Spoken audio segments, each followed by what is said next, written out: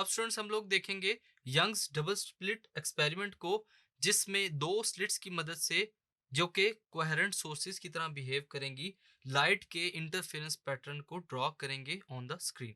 आइए देखते हैं कि ये पैटर्न क्या है। Young's double slit experiment. The principle of this experiment based on the division of wave fronts को डिवाइड किया जाता है, यानी कि वेवलेंथ्स को, double slit interference pattern using red light. जो डबल स्लिट एक्सपेरिमेंट है वो रेड लाइट को यूज करते हुए वेव फ्रंट्स को डिवाइड करेगा। आइए देखते हैं कि इसकी अरेंजमेंट और एक्सपेरिमेंटल वैल्यू क्या है। Monochromatic light from the source through a narrow vertical slit C falls on the two other narrow slits A and B। C source से जब लाइट निकलेगी तो उसके जो वेव फ्रंट्स है स्टूडेंट्स, वो अगले कोहेरेंट सोर्सेज जो कि ए एंड बी जिनको नाम दिया गया है उन पर फॉल करेगी। The slits A and B are very close together and parallel to C. The slits A and B acts at the two coherent sources. A screen is placed at a certain distance d beyond the slits A and B. जो A B slits हैं उनसे कुछ फासले पर जो screen पड़ी हुई है, और सी से जो लाइट रेज निकल रही हैं वो ए बी स्लिट से निकलते हुए कोहेरेंट सोर्स की तरह बिहेव करते हुए स्क्रीन पर फॉल करेंगी। बाय यूजिंग हाइगन्स प्रिंसिपल, यहाँ पर हम लोग हाइगन्स प्रिंसिपल को यूज करेंगे। The slit C sends out circular wave fronts since the distance of the slits A and B from the slit C are the same. जो C से wave fronts निकलेंगे वो ए बी स्लिट्स के ऊपर fall करेंगे और ए B slits में से उसी तरह वेव फ्रंट्स निकलना शुरू हो जाएंगे। So the same wave front arrives at A and B. तो सेम वेव फ्रंट्स ए और बी स्लिट्स के ऊपर अराइव करेंगे। The points of the wave front at A and B then emit wavelets in phase. तो जो ए और B में से वेवलेट्स निकलेंगे वो सेम इन फेज होंगे। Hence the wavelets emerging from slits A and B are coherent. तो जो ए बी स्लिट्स हैं वो as a coherent source behave करेंगी, having the same frequency and amplitude. और यहाँ पर फ्रीक्वेंसी और एम्पलीट्यूड जो वेव्स का होगा वो सेम होगा। This method of obtaining the two coherent sources of waves is known as the division of wave front. और इस मेथड को हम लोग क्या कहते हैं? वेव फ्रंट्स के डिवीजन।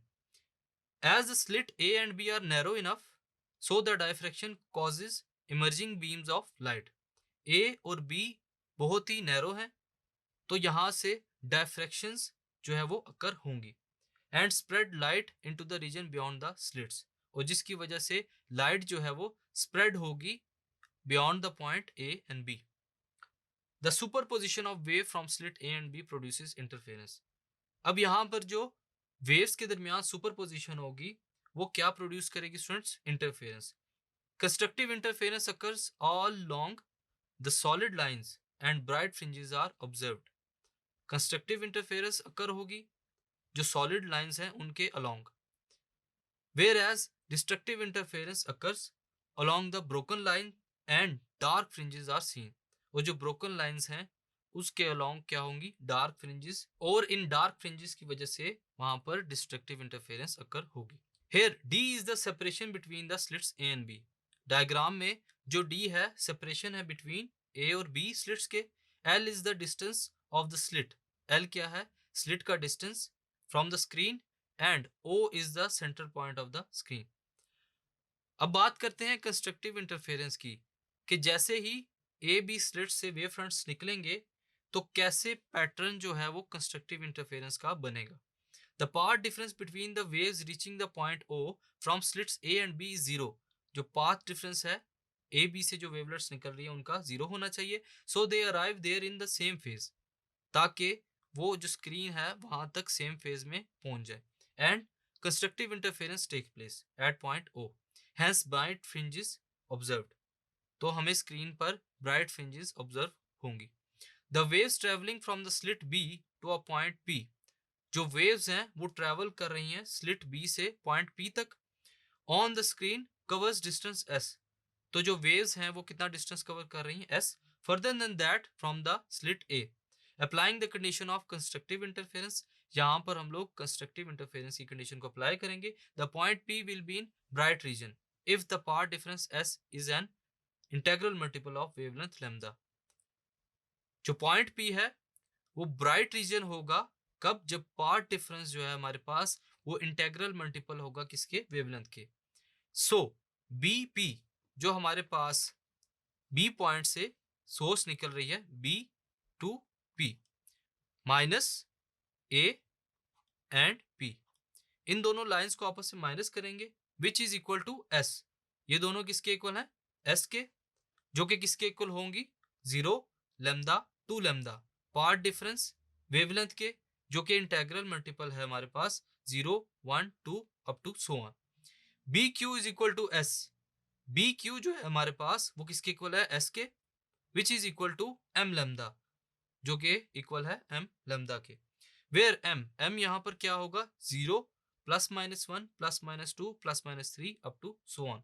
एम की हम लोग कोई भी वैल्यू ले सकते हैं। So B Q will be is equal to S is equal to d sine theta. तो बी क्यू हमारे पास किसके इक्वल होगा? डी साइन थीटा के। सो इक्वेशन बिकम्स, यहाँ पर इक्वेशन क्या बनेगी? S is equal to d sine theta which is equal to M lambda. ये है हमारे पास generalised equation. For the central point O we have m is equal to 0। अगर हम लोग सेंट्रल पॉइंट की बात करें तो m किसके इक्वल होगा स्टूडेंट्स? 0 के। एंड ब्राइटनेस इज ऑब्जर्व्ड, और यहाँ पर ब्राइटनेस इजीली ऑब्जर्व हो सकेगी, कॉल्ड जीरो ऑर्डर फ्रिंजेस। और ब्राइटनेस फ्रिंजेस को हम लोग क्या कहते हैं? Zero order fringes. अब बात करते हैं स्टूडेंट्स डिस्ट्रक्टिव इंटरफेरेंस की। On the other hand, if the path difference s between the two waves from a and b arriving at p, जो वेव्स हैं पॉइंट ए और पॉइंट बी से निकलते हुए पॉइंट पी तक अराइव कर रही हैं, उनके दरमियान में जो पार्ट डिफरेंस होगा वो ऑड इंटीग्रल मल्टीपल होगा किसके? हाफ वेवलेंथ के। Then the two waves will be 180 degree out of phase. तो जो दो वेव्स होंगी वो 180 डिग्री आउट ऑफ फेज होंगी, यानी कि डिस्ट्रक्टिव इंटरफेरेंस अकर होगी। So destructive interference will take place at P and dark fringes observe. तो यहाँ पर डार्क फ्रिंजेस ऑब्जर्व होंगी। देयरफॉर आइए इसको सॉल्व करते हैं। एस किसके इक्वल है? डी साइन ऑफ थीटा, जो कि हम लोगों ने प्रूव किया, वो किसके इक्वल होगा?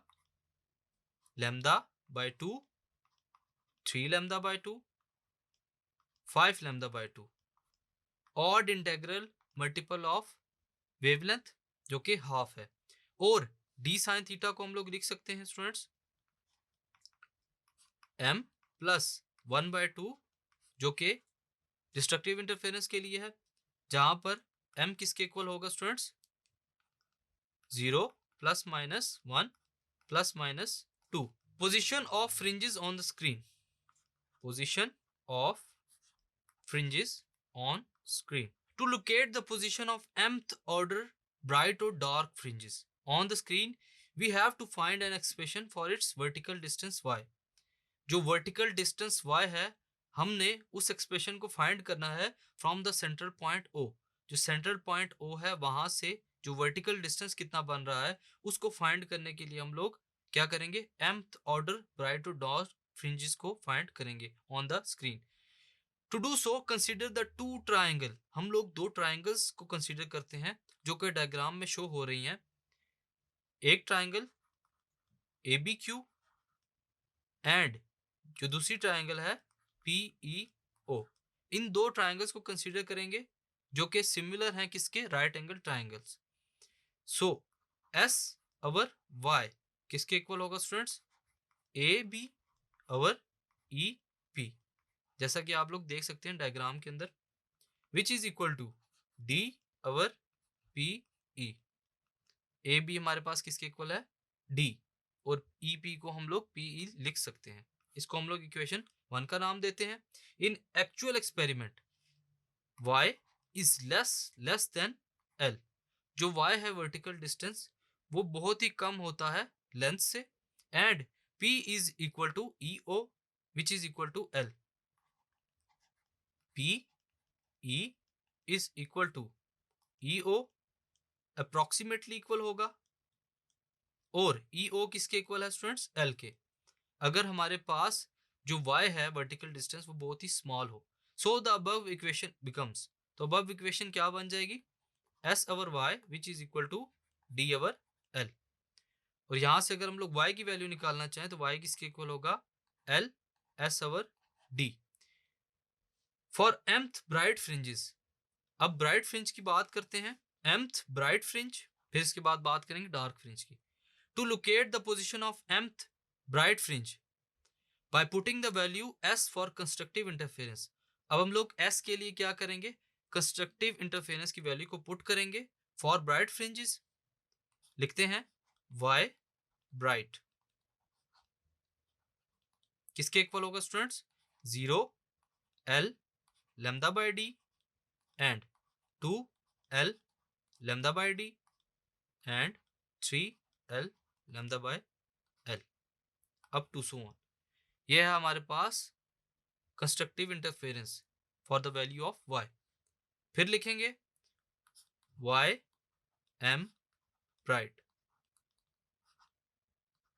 mth फ्रिंज की बात कर रहे हैं, सो y ब्राइट किसके इक्वल हो जाएगा students, m l lambda by d where m is equal to 1 2 3, m की वैल्यू कोई भी हो सकती है।